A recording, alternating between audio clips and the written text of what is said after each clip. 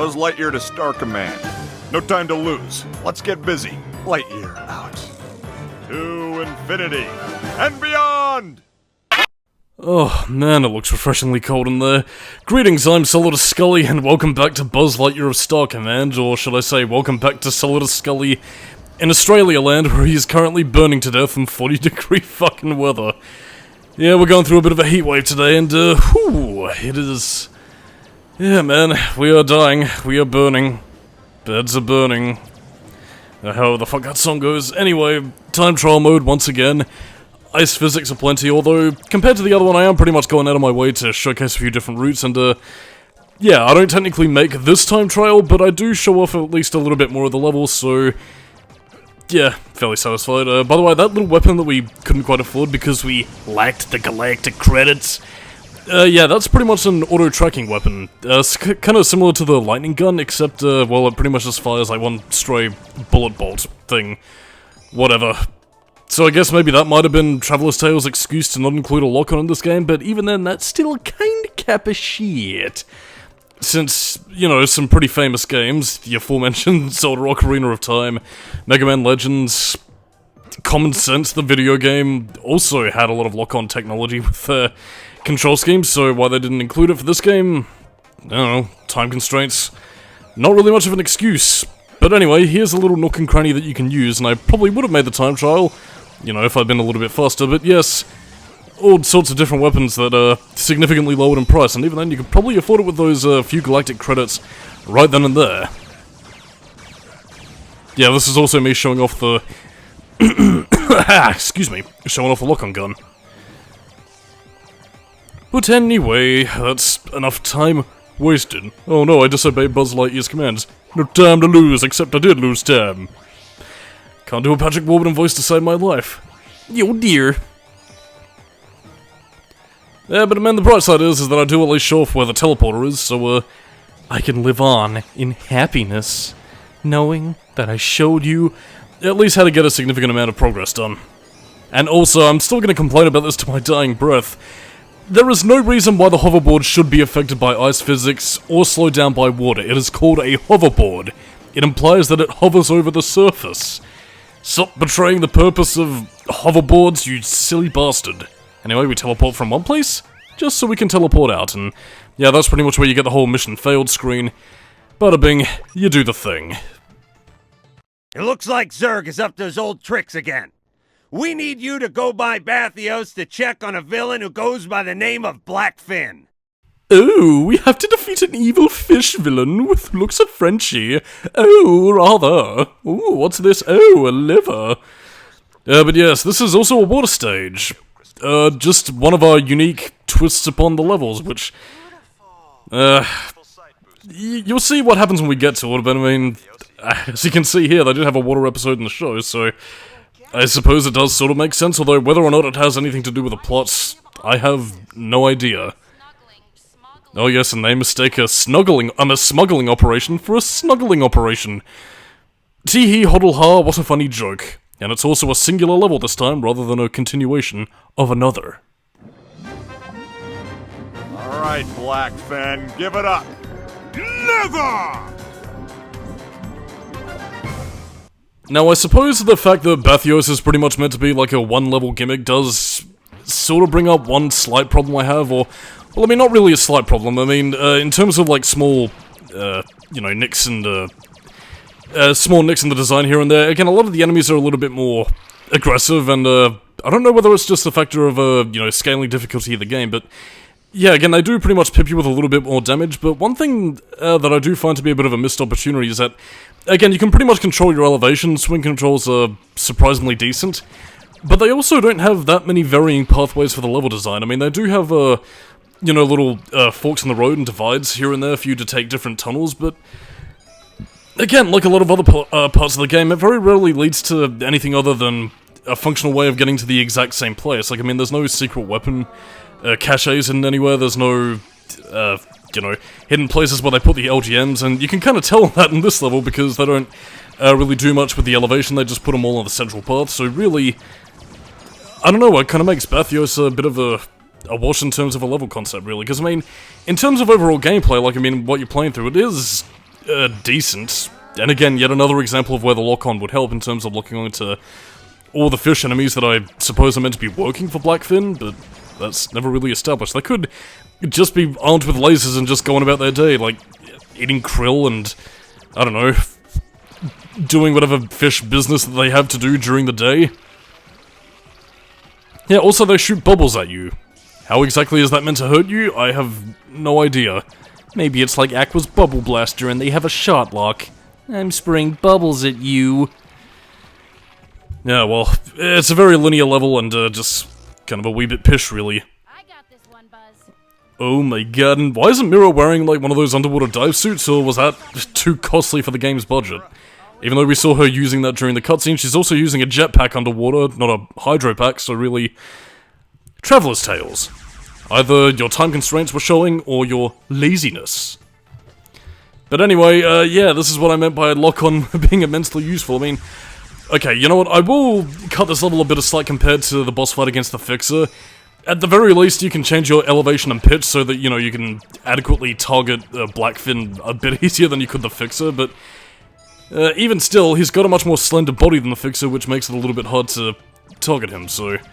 Yeah, really, it's just a case of Buzz butting around and swimming, going, am I hitting him? Am I hitting him? Am I hitting him?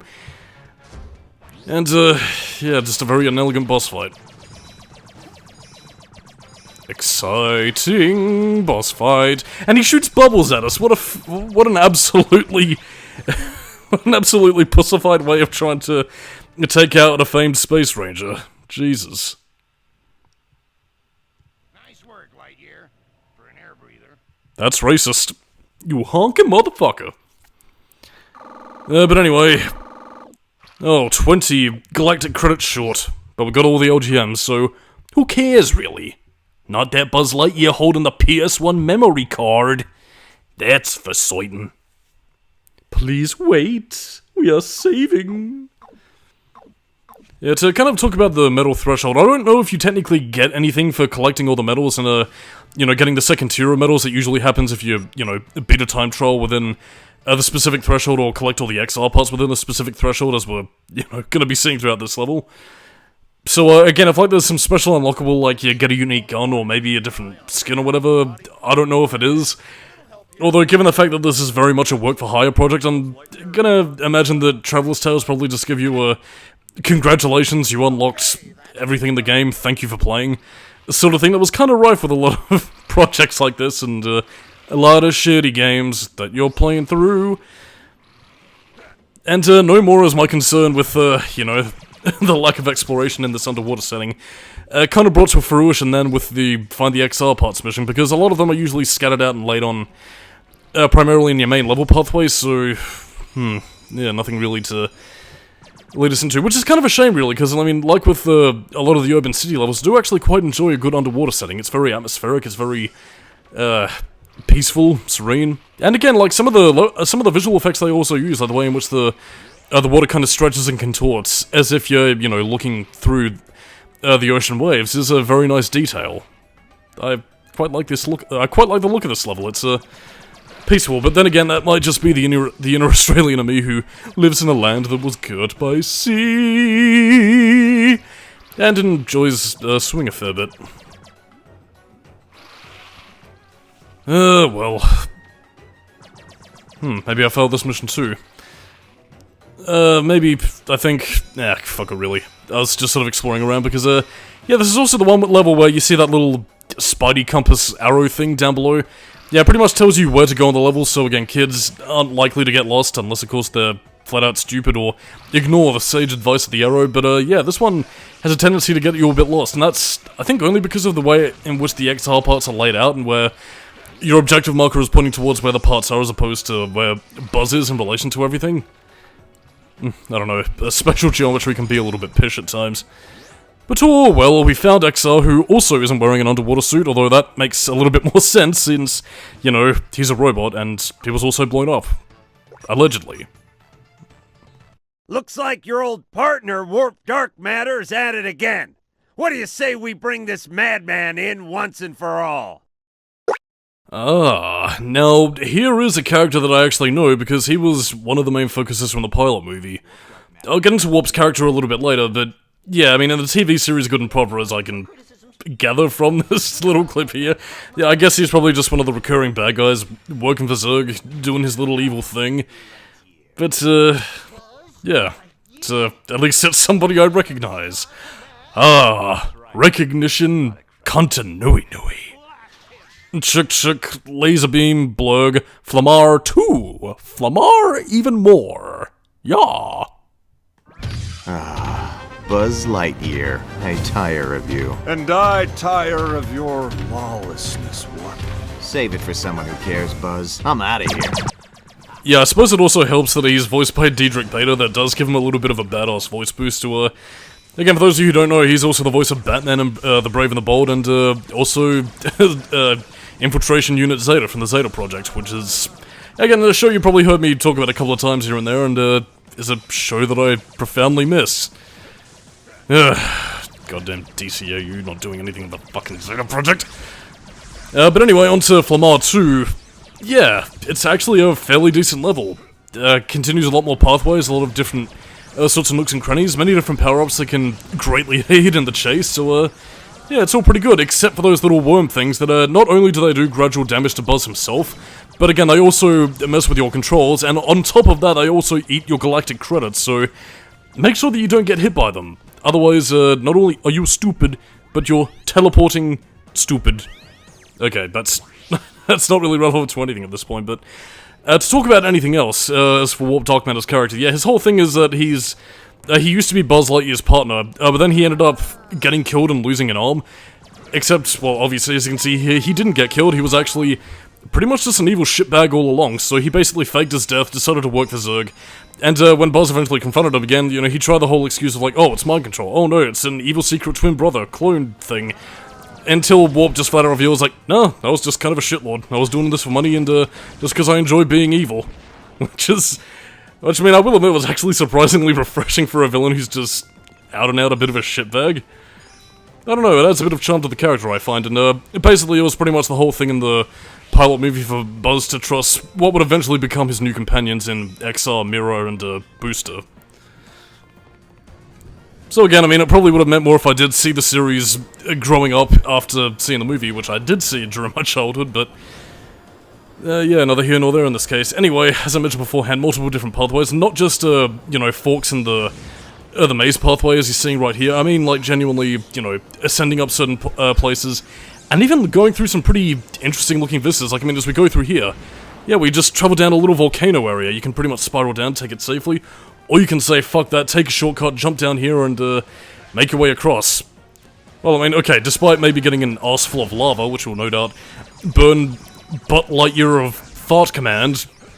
God, how old am I again? Fucking 5 years old and using that shitty excuse? No. But anyway, we're pretty much nearing the end of the level at this stage, so... Yeah, Flamar 2 is actually a much better level than, well, I mean, at the very least the first visit, though. That one at least has the excuse of at least being a sort of second level, get a little bit more used to dangerous terrain and evading everything. But, well, Mira has this one, Buzz.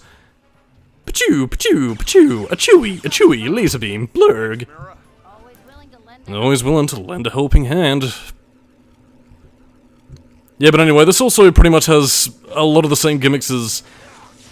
actually, a lot of the same gimmicks as the Plasma Monster here, really. Like, I mean, Warp is, not very difficult at all, to be honest. Again, I suppose it helps that he's more of a human-sized opponent and doesn't really have, like, a lot of the elevation that Blackfin or the Fixer have, so on that note, it's pretty much just a much easier fight. Yeah, so use some auto-tracking weapons like the lightning gun or the home-in thing, or every day I'm shuffling. Oh! Fucking hell, that is such an old joke. Wait, when did I record this commentary again? 2013? 2012? Oh god, it saddens me that it's been that long since ancient jokes like that are a thing that used to be new, but it's just a factor that I'm getting old now. Too old for this little thing. Taking down people watching stock clips from old animated shows that are, surprisingly enough, it's... Well, I mean, watching a lot of these clips, I mean, again, they have fuck all to do with the episode themselves, but it's really giving me a hankering for 2D animated shows from, like, Cell Animation, which, I mean, again, I do sort of see why they don't really use it much anymore, because it's probably a little bit more convenient to do this on computers, but I don't know, there's just something a little bit more personal about cell animation that I can't help but miss, and well, I mean, given the fact that I'm guessing that a lot of animation studios are probably more prioritizing, you know, digital animation as opposed to, you know, traditional cell stuff, it does make me wonder whether or not celluloid animation is going to be something of a lost art, or if, like, anybody or any sort of future generations are going to lose the technique, because, I mean, I think the last time cell animation was used was, like, I want to say mid-2000s, like 2004 to 2006, I think? And, it's kind of saddening, really, because, I mean, again, while I'm sure it would have been much harder to animate, much harder to sort of keep on model with different people, you know, physically having to draw that stuff, at the same time, though, it is, you know, you get, like, a lot of personable expression whenever you see it, which, I don't know, like, I mean, I know animation usually has, like, a lot of storyboards and, you know, character sheets so that they can keep on model, but, I don't know, you still had, like, a lot of personality in it, which is just a bit of a shame that we lost a lot of that. Anyway, Granddad Skully rant over, this is also me showing off some of the alternate pathways. And, no, unfortunately your shield won't protect you from lava, despite protecting you from, you know, fire hazards every which way in Sunday. That also includes the, you know, little molten fireballs over there, so be on your guard. Oh, the shield doesn't feel too well. Whee! But yeah, anyway, it should at least protect you from the regular, freshly lavaed? It's not even a verb, you... whatever. The freshly molten cracks of rock. Freshly formed rock? Whatever. The point is, I'm showing you new facets of the level, so I can show you the world of Flamar burning to death. Look, there's Anakin Skywalker yelling at Obi-Wan, I hate you. Yeah, if you couldn't tell by the fact that I'm feeling a bit motor-mouthed and, I'm slowly dying of heat stroke, I'm trying to get this commentary finished today, and, in turn also just, you know, take care of everything that I need to do. Anyway, this is, also the pathway that Warp took, whereas we took the bottom route, but this time, we have the advantage of height. And, then I will say, as I once again sing the soundtrack's praises, absolutely love the themes of Flamar. It's, quite epic, and, again, it's, pretty cool, while fitting within the whole Buzz Lightyear, soundtrack thematic. I am using words. Wee, hoverboard, ho! I mean, at least it does make sense that we have Hornets appearing in this level, since Warp does at least have an affiliation with Zurg, as opposed to every other villain who...